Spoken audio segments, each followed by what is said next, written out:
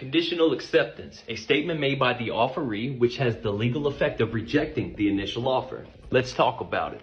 All right, conditional acceptance. We, the humans, act as the underwriters for corporations out there in the commercial world. The few that figure this information out on their own or are taught this knowledge are far and few between. We move, underwrite, and represent the fictions that ultimately engage in and with the bankrupt public systems that are deceptively appearing to surround us. Those systems that are in play were created way before you or I experienced our natural births or even our parents. Corporate fictions can outlive us simply because they are dead and can have successive underwriters or representatives that continue their charters. Because we can only control that which we create, if you are ever finding yourself engaging in or interacting with something that you didn't create, that means that ultimately the creator has true control of it, not you, though you can have some authorized duties, freedoms, or benefits with it. The creators of the current commercial systems at play have done an exceptional job at teaching us and training us that we are completely accidental, worthless creatures, when the truth is, as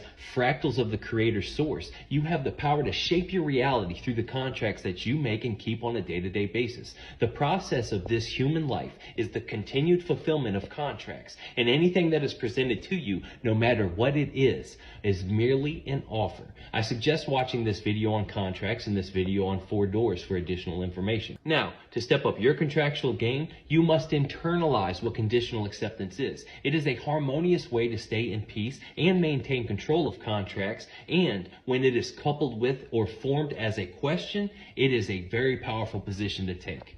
One of the definitions of authority is the lawful delegation of power by one person to another. So whenever you are confronted by a quote-unquote authority figure, whom ultimately is just another representative of a corporation, who granted them authority over you? Did you? Did you know that you must grant it in order for someone to even have authority over you? Corporations don't have authority over you and never have. So, because you are the ultimate authority in charge of your commercial affairs and activities, who is going to take control of the interaction that you are confronted with? Let's take a look at this example and put some spins on it.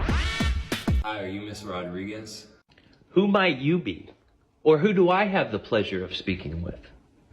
I'm Officer Henry Moriano from the U.S. Securities Exchange Commission. I'm conducting an investigation on securities fraud. Is this your signature? If it was my signature, wouldn't I have it? Or is there a defect in that instrument? May I ask what you are attempting to do with this? Are you not qualified to determine the validity of that instrument? Or what does it say? There are unlimited ways to contract and stay in honor and harmony. So have fun with your unlimited power, as we were always intended to do.